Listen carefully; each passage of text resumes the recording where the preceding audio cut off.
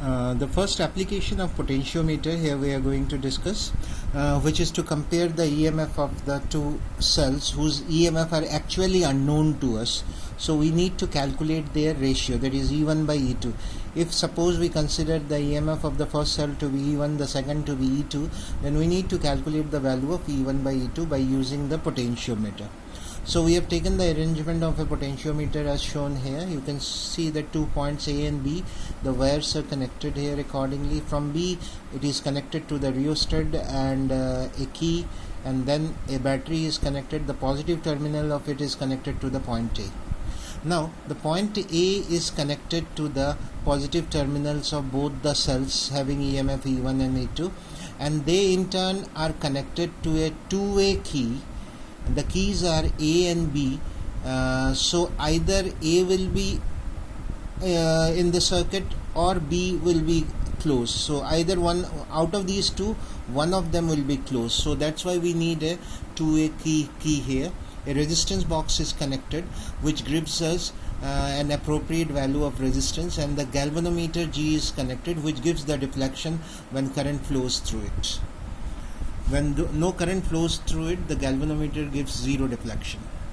Now this is the arrangement of the circuit which we have considered here.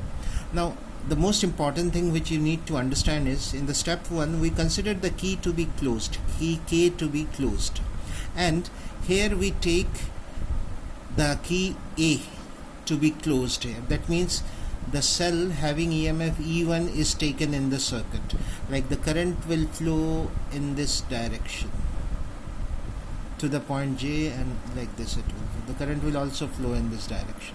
Now look at the condition here. What we will do, this galvanometer is connected to the wire of the potentiometer by means of a jockey here. This is called the jockey because this point can be connected to any point on the potentiometer wire, right from A to B. Now we will find out a point in the potentiometer wire, anywhere it may be, so that the galvanometer gives zero deflection. The galvanometer will give zero deflection only when no current flows through the circuit. Now look at the condition here. If no current flows through the circuit, then the potential difference, since no current is flowing through it, so the potential difference is the EMF of the cell, which is given by E1. Now since no current is there between these 2 points J1 and the negative terminal, so these 2 points are at same potential. When the 2 points are at same potential, no current will flow. In the same way, point A and the positive terminal will have same potential, so that's why there is no current. So the potential difference between the positive and negative terminal of the battery, since no current is drawn, it is given by E1. The same potential difference will be there between A and J1 also, because they are the potentials at point A and J1 are equal to the positive and negative terminal. So the potential difference here is E1. So the potential difference here, which is given by VAJ1, will be equal to E1. So that is the condition which we have written here.